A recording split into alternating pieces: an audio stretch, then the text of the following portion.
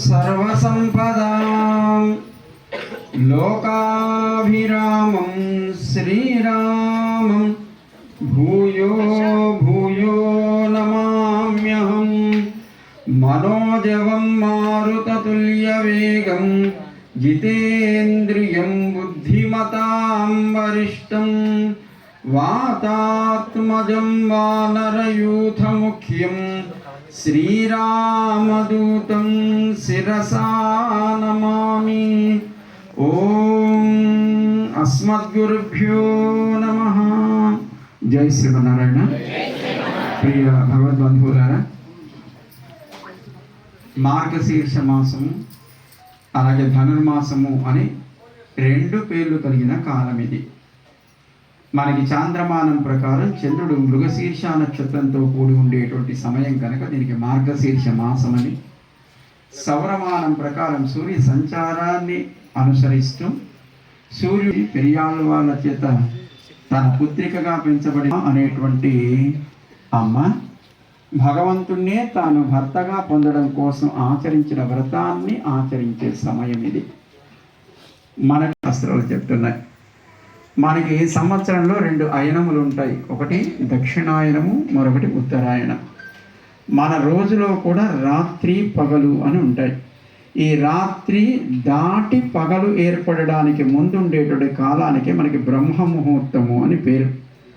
మన సంవత్సర కాలం దేవతలకి అది ఒక రోజు కనుక దక్షిణాయనం అనే రాత్రి గడిచి ఉత్తరాయణం అనే ఆ పగటిలోకి సూర్య ఉదయంలోకి ప్రవేశించే కాలం బ్రహ్మ ముహూర్తం వాళ్ళకి. కానీ ఈ నెల రోజులు ఈ మార్గశీర్ష మాసము లేదా ఈ ధనుర్మాసం అనేది ఏదైతే ఉందో అది దేవతలకు బ్రహ్మ ముహూర్తం లాంటిది. వాళ్ళ రాత్రి గడిచి వాళ్ళు పగటిలోకి ప్రవేశించే కాలం. ఆ కాలంలో అమ్మ మనకి ధనుర్మాసం భగవంతుని పొందాలంటే మనకు కావాల్సింది కర్మయోగము, జ్ఞానయోగము, భక్తి యోగము అని. యోగము అంటే సంబంధము కలిగి ఉండుట, కూడి ఉండుట. మనం చేసే కర్మైనా, మనకున్న జ్ఞానమైనా, మన భక్తి అయినా భగవంతుడితో సంబంధము కలిగి ఉంటే అది యోగం అవుతుంది. కనుక మన కర్మగానే ఉంటుంది తప్ప కర్మ యోగం అవ్వదు. ఎందుకంటే మనం చేసే కర్మ భగవంతుడి ఆరాధనగా చెయ్యాలి. ఎంతమంది చేస్తున్నాం? ఎప్పుడో గుళ్ళోకి వచ్చినప్పుడు ఆయన్ని చూడడమే తప్ప మనం చేసేటప్పుడు, మనం మన పనులు చేసుకునేటప్పుడు, మనం తినేటప్పుడు, మనం త్రాగేటప్పుడు, మనం నిద్రించేటప్పుడు, లేచున్నప్పుడు, పనులు చేసేటప్పుడు ఎప్పుడైనా భగవంతుడు గుర్తొస్తాడా? భగవంతుడి ఆరాధనగా కర్మ చేస్తే దాని కర్మయోగము అని కృష్ణుడు పేరు పెట్టాడు. మేము చెప్పేది కాదు. అంటే తన సంబంధముతో కూడి ఉండి కర్మ చెయ్యాలి. అసలు కర్మ అంటే ఏంటి? చాలామంది అంటారు, అబ్బా నేను కర్మ చెయ్యను, కర్మత్యాగం చేస్తాను. కొన్ని మన సంకల్పంతో ఏర్పడతాయి, కొన్ని మన సంకల్పం లేకుండా మనకి తెలియకుండానే సాగిపోతాయి. ఇప్పుడు రాత్రి నిద్రపోతున్నారా లేదా? గాలి పీల్చవలను, వదలవలను. అసలు రాత్రి నిద్రపోయేటప్పుడు కాదు, అసలు పగటి పూట కూడా గాలి పీల్చవలను, వదలవలను అని మనకేమైనా సంకల్పం ఉందా? మన ప్రమేయం లేకుండా సాగిపోతుందా లేదా? దీని అసంకల్పిత ప్రతీకార చర్య అంటూ ఉంటారా లేదా? అంటే మన కొన్ని మనం ప్రిపేర్ అవుతాం, ఇది చెయ్యాలి, అది చెయ్యాలి, ఇలా చేయాలి, అలా చేయాలి. అది మన సంకల్పం చేత ఏర్పడే కర్మ. ఏదేమైనప్పటికీ శరీరంలో ఏర్పడే ప్రతి స్పందన కర్మే. దీన్ని మరి త్యాగం చేయగలుగుతాం, వదిలేయగలుగుతాం ఆ కర్మని. అందుకే కర్మ అనివార్యమయ్యా, కనుక కర్మ తప్పదు. కానీ అర్జున, చేసే కర్మ నా పూజగా చెయ్యి, నా అర్చనగా చెయ్యి. అప్పుడు అది కర్మగా కాకుండా నీకు ఫలాన్ని ఇవ్వకుండా, దానివల్ల బంధం ఏర్పడకుండా, దానివల్ల నీకు రకరకాల జన్మ పరంపరలు ఏర్పడకుండా మోక్షాన్ని పొందుతావు. దాని కర్మయోగము అని అంటారు, చెప్పాడు కృష్ణుడు. ఇప్పుడు ఎవరైనా యజమాని దగ్గర సేవకుడు ఉన్నాడు అనుకోండి, అప్పుడు ఆ భగవంతుడు ఈ సకల జగన్నియామకుడు, మనకి యజమాని. ఆయన కోసం చేస్తే దాని లాభమో, నష్టమో, పుణ్యమో, పాపమో ఎవరికి? యజమాని కోసం చేసినప్పుడు లాభ నష్టాలు యజమాని అయినప్పుడు, మనం చేసినటువంటి పని వల్ల ఏర్పడే పాప పుణ్యాలు కూడా ఎవరివి? మనవి కాదు, ఆయన కోసం చేస్తున్నాం కనుక ఆయనవి. కనుక పాపంతో పుణ్యంతో మనకి సంబంధం లేనప్పుడు కర్మ మనం పట్టుకోదు కదా. కర్మ పట్టుకోకపోతే మళ్ళీ జన్మ ఏర్పడదు కదా. కనుక కర్మను ఎలా అంటించుకోకూడదో చెప్పాడు ఆయన. నా కోసం చెయ్యవయ్యా, నువ్వు కర్మ ఫలాన్ని కోరుకోకుండా చెయ్యి. నువ్వు కర్మ చేయడంలో నీకు అనివార్యము, కర్మణ్యేవ అధికారః తే, నీకు కర్మ చేయడం యందు అధికారం ఉంది, కానీ మా ఫలేషు కదాచన, ఎప్పుడు కూడా ఫలమును పొందడంలో నీకు ఏ రకమైన అధికారము లేదు, నీకు ఏ రకమైన ఇన్వాల్వ్మెంట్ లేదు. ఇవ్వడము ఇవ్వకపోవడం అది నా ఇష్టం, కానీ పని చేయడం మాత్రం నీకు తప్పదు. ఎందుకంటే ఈ శరీరంలో ఉన్నావు, శరీరంతో పాటు ఉన్నావు, శరీరంలో ఏర్పడే ప్రతి స్పందన కర్మే కనుక అది అనివార్యము, కానీ దాని ఫలము నీ చేతిలో ఉండదు, అది నా చేతిలో ఉంటుంది. కర్మణ్యేవ అధికారః తే మా ఫలేషు కదాచన. మా అంటే లేదు, వద్దు అని ఆ సంస్కృతం అక్షర అర్థం. ఇక మా ఫలేషు కదాచన, ఎప్పుడు కూడా ఫలము విషయంలో నీకు ఏ రకమైన అధికారం లేదన్నాడు. అంతేకాదు, మరి అది అంటకుండా ఎలా చెయ్యాలయ్యా అంటే ఒక చక్కటి అందమైనటువంటి శ్లోకం చెప్పాడు. మనము ఎక్కడున్నాం? మనం ఎక్కడున్నాం? గుళ్ళో ఉన్నాం. గుడి ఎక్కడుంది? ఊళ్ళో ఉంది. ఊరెక్కడుంది? ప్రపంచంలో ఉంది, ప్రకృతిలో ఉంది. మనకి కనపడే ప్రకృతి ఒకటైతే మనకి తెలియకుండా మనం ఉన్నది కూడా ప్రకృతి, శరీరం కూడా ప్రకృతి. ఈ సకల జగత్తులో ఉండే ప్రతి వస్తువు పాంచభౌతికము, ప్రాకృతము. 5 ఎలిమెంట్స్ ఉంటాయి. What are the elements? Air, water, fire, sky and earth.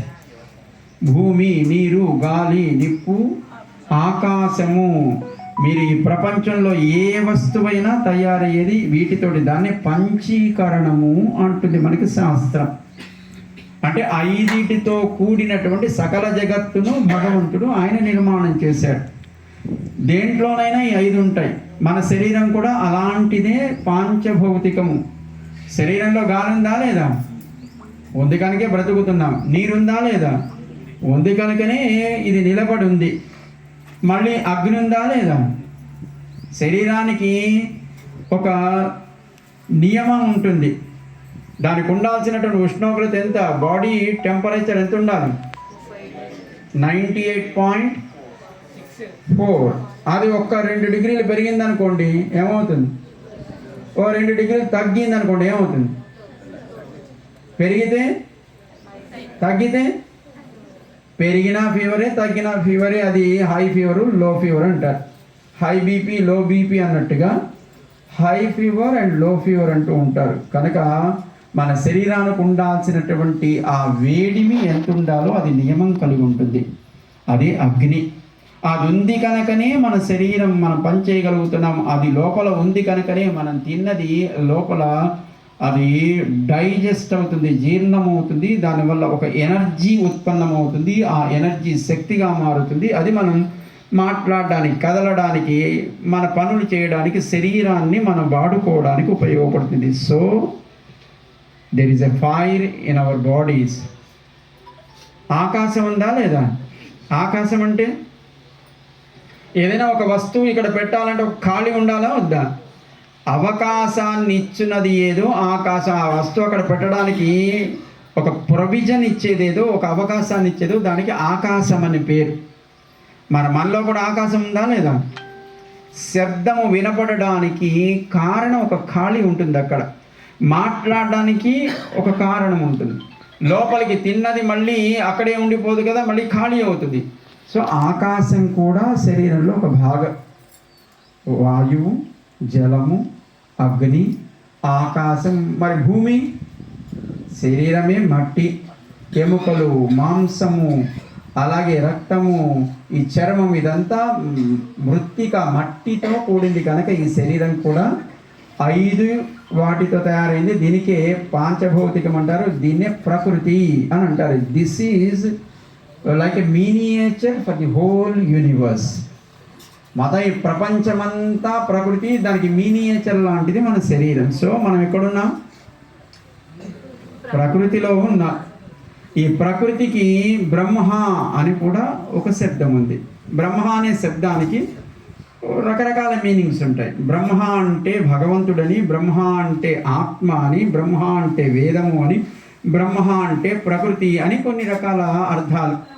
కనుక ఇక్కడ కృష్ణుడు చెప్పాడు, బ్రహ్మణి ఆదాయ కర్మాణి, నువ్వు చేసేవన్నీ కూడా ప్రకృతి మీదనే ఆరోపించు. ఎందుకంటే నువ్వు ఎక్కడున్నావు? ప్రకృతి అనే శరీరంలో ఉన్నావు కనుక నువ్వు ఏ కర్మ చేసినా దేనివల్ల చేస్తున్నావు? శరీరం వల్లనే కదా. మాట్లాడిన శరీరమే, ఆలోచించిన శరీరమే, కదిలిన శరీరమే, తిన్న శరీరమే, ఏం చేసినా శరీరమే ప్రకృతి. కనుక నువ్వు చేసే కర్మని ప్రకృతి మీదనే ఆరోపించు. బ్రహ్మణి ఆదాయ కర్మాణి. మరి కర్మ అయితే చేస్తున్నాం కదా, దాని మీద ఆరోపించిన నేనేం చేయటం లేదు, నా శరీరమే చేస్తుందంటే ఊరుకుంటారా? కోర్టులో జడ్జి గారు అడిగి, ఏమయ్యా వాడిని ఎందుకు కొట్టావు, వాడిని ఎందుకు చంపామంటే నాకేం తెలుసు అండి, నా శరీరం చేసిందంటే ఊరుకుంటారా? ఇలా అన్నట్టు భగవద్గీత బాగా తెలిసినవాడు, పెద్దలు చెప్పగా విన్నవాడు చెప్పగారు అన్నారు, అయ్యా నాకేం సంబంధం లేదయ్యా, అంతా నేనే చేయిస్తాను, అంతా నేనే చేస్తాను కృష్ణుడు అంటూ ఉంటాడు కదా. కనుక వాడిని చంపినా కృష్ణుడే చేయించాడు, నాకేం సంబంధం లేదన్నట్టు. నిజమేనయ్యా, అంతా ఆయనే చేయిస్తాడు. సరే, వాడిని చంపడానికి కృష్ణుడే కారణమైతే నీకు నేను ఉరిశిక్ష ఇస్తున్నానయ్యా, నాకేం సంబంధం లేదా, కృష్ణుడే నీకు ఉరిశిక్ష ఇస్తున్నాడు. కనుక మన ప్రకృతి మీద ఆరోపించమన్నాం కదా అని మనకేం సంబంధం లేదు అంటే కాదా. సంగం త్యక్త్వా కరోతి యహ, ఎవడైతే కరోతి చేస్తాడో ఆ పైన చెప్పిన కర్మని, సంగం త్యక్త్వా సంబంధాన్ని కోరుకోకుండా, ఫలాన్ని కోరుకోకుండా, అలాంటి వాడిని లిప్యతే నసపాపాని, పాపపుణ్యాలు అంటవు. ఆయన చెప్పడానికి బాగానే ఉందయ్యా, చెయ్యి కానీ నువ్వే ఫలాన్ని ఆశించకు, పాపం పుణ్యం నేను పట్టుకోదు అని అంటున్నావే, అది ఎలా సాధ్యం అంటే అందమైన ఉదాహరణ చెప్పాడు. పద్మపత్రం ఇవ అంబస. అంబస అంటే నీరు. ఆ నీటిలోనే, ఆ బురదలోనే తామరాకు ఉంటుంది. తామర పుష్పం ఉన్నప్పుడు తామరాకు ఉంటుందా లేదా? ఆ నీటిని ఆహారంగా స్వీకరిస్తుంది, ఆ నీటితోనే చక్కగా విస్తరిస్తుంది. కానీ నీటిని అంటించుకుంటుందా? నీరు తామరాకు అంటున్నా. అదే ఒక కాగితం వేసామనుకోండి తడుస్తుంది, ఓ బట్ట వేసామనుకోండి మునుగుతుంది, ఏదైనా వేసామనుకోండి తడుస్తుంది. కానీ తామరాకు దానిలోనే ఉంటుంది కానీ అంటించుకోదు. అలా ఉండాలయ్యా. సంగం త్యక్త్వా కరోతి యః లిప్యతే నసపాపాని పద్మపత్రం ఇవాంభస. ఇది కర్మయోగము అని పేరు పెట్టాడు. ఆయన ఆరాధనగా, ఆయన పూజగా చేయుట కర్మయోగం. మరి మనకు సాధ్యమవుతుందా? చేయగల మాటల పోనీ జ్ఞానయోగంతోనైనా నన్ను పొందుతావు. జ్ఞానము మనకు కూడా జ్ఞానం ఉందా లేదా? చదువుకునే పిల్లలకు జ్ఞానం ఉంది, చెప్పే టీచర్లకు వాళ్ళకంటే కొంచెం ఎక్కువ జ్ఞానం ఉంది కనుక వాళ్ళు చెప్తున్నారు, వీళ్ళు వింటున్నారు. ఇది పండు, ఇది రాయి, ఇది రప్ప, ఇది తినవలను, ఇది తినకూడదు, దీని వాసన ఇది ఉంది. ఇదంతా జ్ఞానమేనా కాదు? హైడ్రోజన్, దాని స్మెల్ ఎలా ఉంటుంది? హైడ్రోజన్ క్లోరైడ్ అని ఒకటి ఉంటుందా లేదా? దాని స్మెల్ ఎలా ఉంటుంది? కుళ్ళిన కోడిగుడ్డు వాసన ఉంటుందా లేదా అని ఎప్పుడో సైన్స్లో చదువుకున్నాం. అది ఎలా తెలిసింది? That is also something, it is also knowledge, జ్ఞానమే. కానీ మనకుండే జ్ఞానం పరిమితమైనది. మనకు లౌకిక విషయాల పట్ల జ్ఞానం ఉంటుంది, కానీ అది కూడా ఒకనాడు ఉండి ఒకనాడు పోతుంది. మనకి జలుబు చేసింది అనుకోండి, మీరు ఆ టెస్ట్ చేశారు హైడ్రోజన్ క్లోరైడ్ అని. ఆ టెస్ట్ చేసిన తర్వాత మీ టీచర్ గారు అడిగారు, ఏమయ్యా దీన్ని how you define it is as hydrogen chloride. ఇది నువ్వు టెస్ట్ చేసిన తర్వాత నీకు అది చెప్పాలంటే దానికి ఒక నియమం ఉందా కదా? అది హైడ్రోజన్ క్లోరైడా కాదా? అవునా కాదా? అవునంటే మరి మీ టీచర్ అడిగారు ఎలా చెప్పావు చెప్పాలంటే స్మెల్ చూసి చెప్పాలి. స్మెల్ చూసి చెప్పాలంటే నీకేమో కోల్డ్ చేసింది, జలుబు చేసింది, నీకు ఆ స్మెల్ ఏంటో తెలియట్లేదు. మరి నీకు తెలియనప్పుడు నువ్వు ఎలా చెప్తావు? కనుక మనకుండే జ్ఞానం పరిమితమైనది. ఒకనాడు ఉంటుంది, ఒకనాడు పోతుంది, సంకుచితం అవుతుంది. ఒక్కొక్కసారి అది ఉంటుంది, ఒక్కొక్కసారి ఉండదు. నిన్నెప్పుడో మనం చదివింది మళ్ళీ మనకి ఎగ్జామ్ రాసేటప్పుడు గుర్తుంటుందా? ఉండొచ్చు, ఉండకపోవచ్చు. చదివినది మన బుద్ధిలో ఉన్నది జ్ఞానమేనా కాదా? మరి అది మనకి ఎప్పుడు ఉండేటట్టయితే మీరు ఎగ్జామ్ రాసేటప్పుడు కూడా అది బాగా స్పష్టంగా గుర్తుండాలా వద్దా? కానీ ఉండటం లేదంటే అర్థం ఏంటి? జ్ఞానము నిన్న నువ్వు జ్ఞానం అనే పేరుతో నువ్వు చదివినది నువ్వు మర్చిపోయావా లేదా? మరుపు సహజం కనుక జ్ఞానానికి పరిమితం ఉంటుంది. కనుక మన జ్ఞానానికి పరిమితం ఉంటుంది. ఆయన మనం తెలుసుకోలేం కనుక ఆయన్ని తెలుసుకొని ఆయనే సర్వస్వం అనుకుని ఆయనే జీవితం అనుకునే స్థితి మనలో ఏర్పడదు కనుక జ్ఞానయోగము కూడా కుదరదు. మరి భక్తి మన రోజు గుడికొస్తామా?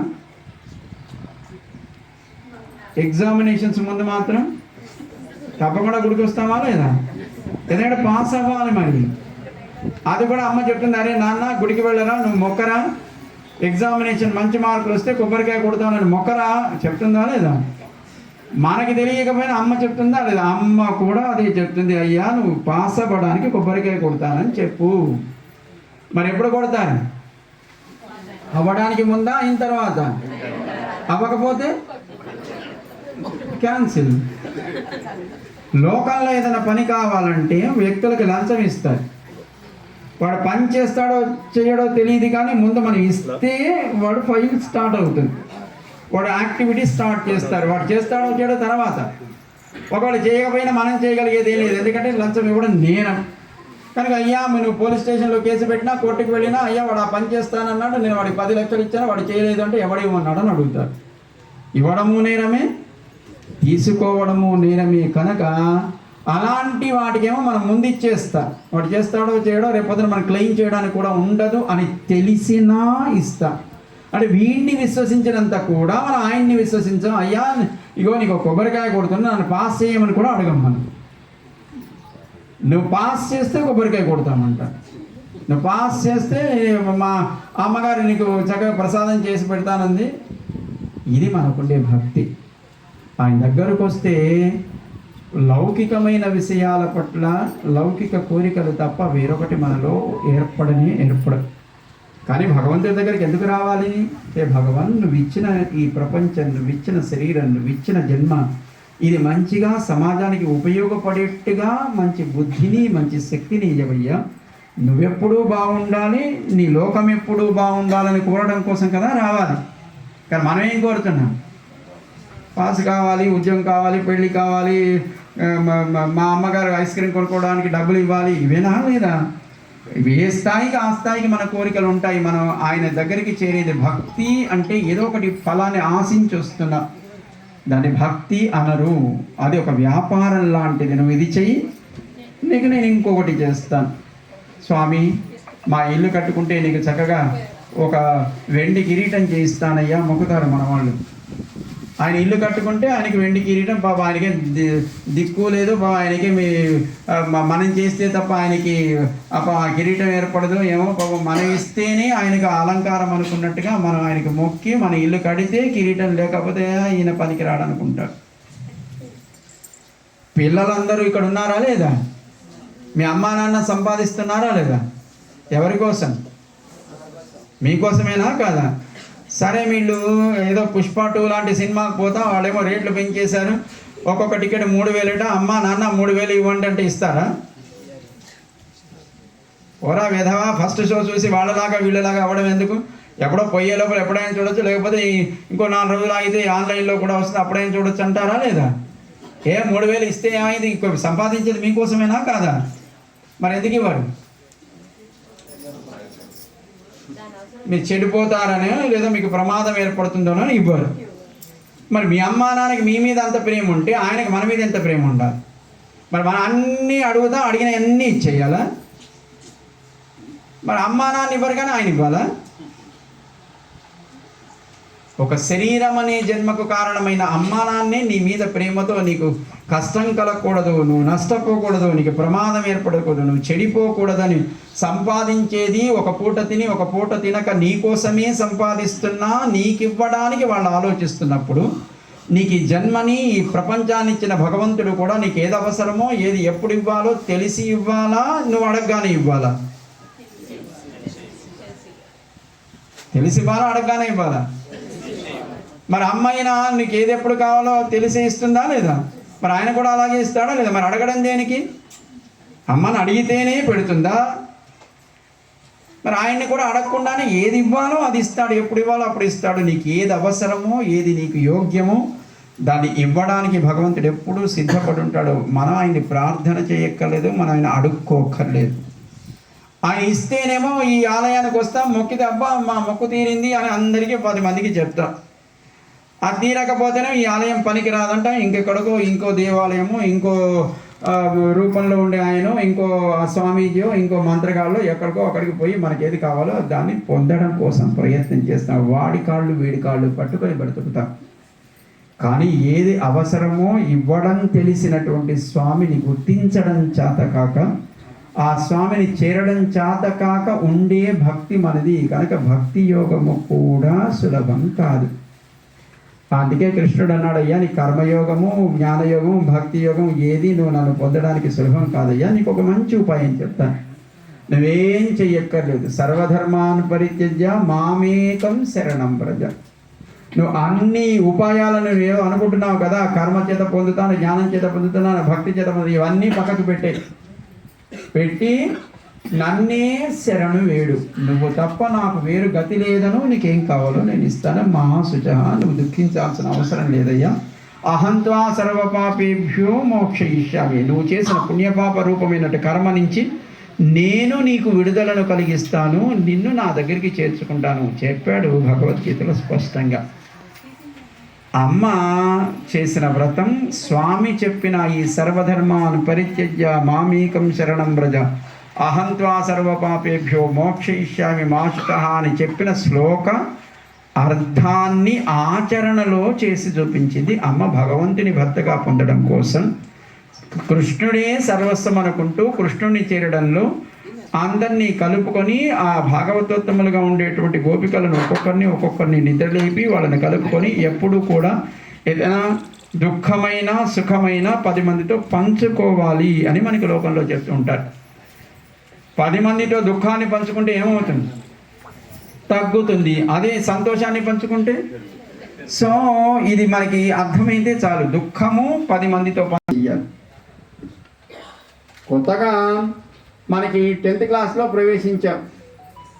మనమే చదువుకుంటే పాస్ అయిపోతామా? మంచి ఆ క్లాస్లో ఒకళ్ళు ఇద్దరు క్లవర్స్ ఉంటారు, వాళ్ళతో కొంచెం కలిసి వాళ్ళు ఎలా చదువుతున్నారో తెలుసుకొని చదివితే మనం కూడా పాస్ అవుతామా? అదే అక్కర్లేదండి. మా క్లాస్లో మంచి కాపీ కొట్టేవాడు ఒకడు ఉన్నాడు. వాడు రాసుకొని వస్తాడు, వాడు రాసుకోగానే నాకు ఇస్తాడు, వాడు రాసిందేదో నేను రాస్తుంది. లేకపోతే వాడు బాగా రాసేవాడు ఉంటాడండి, వాడు వెనకాతలే నేను కూర్చుంటాను, వాడేం రాస్తున్నాడో నేను అదే రాస్తాను. వాడు రామ అంటే ఎవరు అని అంటే వాడేమో రామ అంటే లంకకి రాజు అని రాశాడు అనుకోండి, మనం కూడా ఏం చేస్తాం? అదే కావాలనుకుంటాము. రాముడు అంటే లంకకి రాజు అని రాస్తాం. వాడు ఫెయిల్ అవుతాడు, మనము ఫెయిల్ అవుతాం. కనుక మనం పాస్ అవ్వాలంటే బాగా చదివేవాడి దగ్గరికి వెళ్ళాలి. వాడు ఎలా చదువుతున్నాడో వాడితో కొలిసి వాడితో స్నేహం చేసి వాడిలాగా మనం కూడా చదివి మనం కూడా పాస్ అవ్వచ్చు. అవునా కాదా? అమ్మ కూడా కృష్ణుడిని చేరాలంటే, భగవంతుని తన భర్తగా పొందాలంటే ఎవరి ద్వారా వెళ్ళాలో వాళ్ళని తోడు చేసుకొని, గోపికలను తోడు చేసుకొని కృష్ణ భవనానికి వెళ్ళి అక్కడుండే వాళ్ళ నాన్నగారిని నిద్రలేపి, వాళ్ళ అమ్మగారిని నిద్రలేపి, వాళ్ళ అన్నగారిని నిద్రలేపి, అప్పటికి ఇంకా కృష్ణుడు లేవడం లేదని ఆ కృష్ణుడితో ఉండేటువంటి నీలాదేవి అని కృష్ణుడికి ఇష్టమైనది, కృష్ణుడి పత్ని అమ్మ పక్కన ఉంటుంది, ఈయన స్వామి. కనుక కృష్ణుడితో పాటు నీలాదేవి కూడా ఉంటుందా లేదా? రాముడితో పాటు సీతమ్మ ఉంటుందా లేదా? అలా కృష్ణుడితో పాటు నీలాదేవి ఉంటుంది గోకులంలో. కనుక రాముడి దగ్గరికి వెళ్ళాలంటే సీతమ్మ ద్వారా వెళ్ళాలా, నేరుగా రాముడి దగ్గరికి వెళ్ళాలా? అలాగే కృష్ణుడి దగ్గరికి వెళ్ళాలంటే నీలాదేవితో వెళ్ళాలా, లేకపోతే నేరుగా వెళ్ళాలా? కనుక నీలాదేవిని నిద్రలేపుతున్నారు. ఈరోజు ఒందు మదగలిత్త నోడాద తోళ్ళు వళియ నందగోపాలను మరమగలే నప్పిన్నాయి. ఈమె పేరు నప్పిన్న, ఆవిడకి నీలాదేవి. వాళ్ళు నప్పిన్న అని ముద్దుగా పిలుచుకుంటారు ఆ ఊళ్ళో గోకులంలో. ఈమెవరు? ఒందు మదగలిత్త నోడాద తోళ్ళు వళియన్ నందగోపాలన్ మరుమగల్. ఆయన కోడలు. ఎవరైనా నందగోపుడు. ఆయన ఎలాంటి వాడు అంటే బాగా మదం పట్టిన ఏనుగు బలాన్ని కూడా తన బల పరాక్రమం చేత వాటిని నియమించగలిగేటువంటి పరాక్రమం కలిగిన వాడు. మామగారు లాంటి వాడు, ఈయన ఎలాంటి వాడు భర్త. ఈమె సౌందర్యానికి మోహపడి వీళ్ళ నాన్నగారు కుంభుడు అని ఆయన మనకి సీతమ్మకి స్వయంవరం ఏర్పాటు చేసినట్టుగా జనకుడు ఈయన కూడా స్వయంవరం ఏర్పాటు చేశాడు. నీలాదేవిని ఎవడు పొందాలో, ఆ సౌందర్యాన్ని ఎవరు ఆయన భార్యగా పొందాలంటే ఓ స్వయంవరం పెట్టాడు. బాగా బలిసిన 7 ఎద్దులని ఎవడు లొంగ తీసుకుంటాడో వాడికి ఇచ్చి వివాహం చేస్తానన్నాడు. సరే, మన వాడికేమో నీలాదేవి అంటే అమితమైన పిచ్చి ప్రేమ. ఎందుకంటే మేనమామ కూతుడు కనుక. యశోదమ్మకి సోదరుడు కుంభుడు, ఆయన కుమార్తె నీలాదేవి కనుక మనవాడికి చిన్నప్పటి నుంచే ఈయన నీలాదేవి అంటే బాగా ఇష్టపడేవాడు కనుక మరి నీలాదేవిని వివాహం చేసుకోవాలా వద్దా? కనుక పోయాడు. ఇంకేంది 7 ఎద్దుల్ని నేనే లొంగ తీసుకుంటానని. అవేమో భయంకరంగా మృత్యు రూపంలో ఉన్నాయి. అవి వాటన్నిటిని ఒక్కొక్క దాన్ని విడివిగా కాకుండా మొత్తం అన్నిటినీ 7టిని కలిపి ఒక తాడుతో మొత్తం అన్నిటినీ లొంగ తీసుకొని నీలాదేవిని వివాహం చేసుకున్నాడు. ఆ నీలాదేవి పక్కన ఉండగా ఈయన హాయిగా పడుకుని ఉన్నాడు. ఇప్పుడు లేపాలంటే ఈయన లేవాలంటే ఆమె లేవాలి కనుక ఆమెను నిద్ర లేపడంలో ఆమెను కీర్తిస్తున్నారు. ఉండి మొదలితనోడాద తోడు వలియన్ నందగోపాలను మరమగలే నప్పిన్నాయి కందం కమజం కుజలి కడై తెరవాయి. అయ్యా, ఆ తలుపులు తెరవమని అడుగుతున్నారు. ఆమె ఎలాంటిది? అందమైనటువంటి జుట్టు కలిగినది, మంచి పరిమళమైనటువంటి జుట్టు కలిగినది. ఆ అందానికి ఈయన మోహపడి హాయిగా పడుకున్నాడు. వీడు తలుపు కొట్టిన లేవకుండా. కనుక అంతటి సౌందర్యము భగవంతుడి దగ్గర అమ్మ ఉంటుంది. అమ్మ సౌందర్యం లోకాన్ని రక్షించడానికి, భగవంతుడికి ఆ రకమైన ప్రేరణ కలిగించడానికి కావాలి. ఇప్పుడు ఎవరైనా పురుషుడు తన సంతానాన్ని ఎందుకు ప్రేమిస్తాడు? పిల్లల్ని తండ్రి ఎందుకు ప్రేమిస్తాడు? తను ఇష్టపడేటువంటి భార్యగా ఉండే స్త్రీ కనిన సంతానం కనుక ఆ స్త్రీ మీద ప్రేమే లేకపోతే పిల్లల మీద కూడా ఉండదు. కానీ పిల్లల మీద ప్రేమ కలగడానికి కారణం ఈ పిల్లలకు జన్మనిచ్చినటువంటి ఆ స్త్రీ తన భార్య అయి ఉండడం చేత, భార్య మీద ఉండే అమితమైన ప్రేమ చేత పిల్లల్ని కూడా ప్రేమిస్తారు. పురుషుడిగా తండ్రిగా ఉండేటువంటి పురుషుడు కనుక ఆ అమ్మ మీద ఆయనకి ప్రేమ ఉంటే మన మీద ప్రేమ ఉంటుంది. కనుక కృష్ణుడికి తన మీద ప్రేమ ఉంది. కానీ ఆ ప్రేమ దేనికి కారణం కావాలి? పిల్లల మీద ప్రేమ కలగడానికి కారణం కావాలి. కనుక అమ్మా, నీ సౌందర్యం మమ్మల్ని రక్షించడానికి కృష్ణుడికి ప్రేరణ కలిగించేట్టుగా ఉండాలి తప్ప ఆయన మోహపడిపోయి మమ్మల్ని మర్చిపోయేట్టుగా ఉండకూడదయ్యా. అందుకే ఆ కృష్ణుడిని లేపడానికి ముందు నిన్ను లేపుతున్నాము అని నీలాదేవిని నిద్రలేపుతారు. ఆ లేపేటప్పుడు మళ్ళీ తెల్లవారిందని గుర్తులు చెప్పాలి కనుక 2 గుర్తులు చెప్తారు. మొత్తం అంతా ఊళ్ళో అంతా కోళ్ళు కూస్తున్నాయ్యా. మీ ఇంట్లో పెరట్లో మాధవీ లతతో మంచి పందిరి ఉంది, దాని మీద కోయిలలు కూస్తున్నాయి. ఇది తెల్లవారడానికి గుర్తు అంటే లేపుతానయ్యా. కృష్ణుడు లేస్తాడు కానీ ఇంకా తెల్లవారలేదు కదా అని అమ్మ అంటే లోపల ఉండేటువంటి నీలాదేవికి తెల్లవారడానికి 2 గుర్తులు చెప్పారు. కోళ్ళు కూస్తున్నాయ్యా, కోయిలలు కూస్తున్నాయి. పందారి విరులు మైత్తునన్ పేర్పాడ చక్కగా లేచి మీ నాథుణ్ణి నీతో పాటు కీర్తించేట్టుగా. కృష్ణుణ్ణి కీర్తిస్తే ఆయనకి ఆనందం కదా, అమ్మతో కూడి కీర్తించాలి. పందారి విరులు మైత్తునన్ పేర్పాడ సెన్ తామరై కయ్యాల్ సీరారు వళయలిప్ప. నీ అందమైనటువంటి చేతులతో ఆ ధరించిన ఆభరణములు చక్కగా అవి మంచి శబ్దం చేస్తుంటే ఆ చేతులతో తలుపులు తెరవమని అడుగుతారు నీలాదేవిని. నీలాదేవి ద్వారా కృష్ణుని చేరుట వ్రతంలో ఒక అద్భుతమైన రహస్యం. మనకి నేరుగా ఆయన దగ్గరికి వెళ్ళిపోతే మనం చేసే పాపాలు పుణ్యాలు మొత్తం చిట్టా అంతా ఆయన దగ్గర ఉంటుంది. మనం నిన్న చేసిన తప్పుడు పని మనం మర్చిపోయి ఉండొచ్చు, లేదా పుట్టిన తర్వాత చేసిన పనులు మర్చిపోయి ఉండవచ్చు. ఇప్పటిదాకా మనం చేసిన పనులన్నీ మనకు గుర్తుకు రాకపోవచ్చు. ఈ జన్మలోనే కాదు, ఇంతకు ముందు కొన్ని వందల వేల జన్మల్లో మనం చేసిన పనులన్నీ మనకు తెలియకపోవచ్చు. కానీ మనం ఏ జన్మలో ఏ క్షణంలో ఏం చేసామో మొత్తం డేటా అంతా ఆయన దగ్గర ఉంటుంది. మరి ఇంత డేటా పెట్టుకొని మనం పోగానే అయ్యో పాపం మనవాడు వచ్చాడని రక్షిస్తాడా? తప్పు చేస్తే టీచర్ తిడుతుందా లేదా? తప్పు చేస్తే నాన్న కొడతాడా లేదా? కనుక మనం చేసిన దోషాలు, మనం చేసిన తప్పులను చూసి భగవంతుడు మన పైన ఆగ్రహాన్ని కలగకుండా, ఆ పక్కన అమ్మ ఉందనుకోండి, మరి అమ్మ మీద ప్రేమ ఉంటుంది కనుక పిల్లవాడు అమ్మ పక్కన ఉంటే నానేం మాట్లాడదు. అదే అమ్మ లేకపోతే మన ఆయన దగ్గరికి వెళ్ళి ఇది కావాలి అది కావాలంటే చావకొడతాడు. అదే అమ్మ పక్కన ఉందనుకోండి, యాయా నువ్వు చిన్నప్పుడు అల్లరి చేయవు కదా, వీడు అల్లరి చేస్తే ఏమైంది అని అమ్మ ఎక్కడ అంటుందో అని అమ్మ మీద ఉండే ప్రేమ చేత పిల్లవాడు కావాలనుకున్నది అమ్మ ఇవ్వమంటే ఇస్తాడు. అందుకోసం అమ్మ ద్వారా నాన్న దగ్గరికి వెళతా, ఏది కావాలన్నా ముందు అమ్మ దగ్గరికే వెళతా. నాన్న దగ్గరికి వెళితే ఒక్కొక్కసారి ఇవ్వచ్చు, ఇవ్వకపోవచ్చు, కానీ అమ్మ దగ్గరికి వెళితే తప్పకుండా తానిస్తుంది, నాన్నతో ఇప్పిస్తుంది కూడా.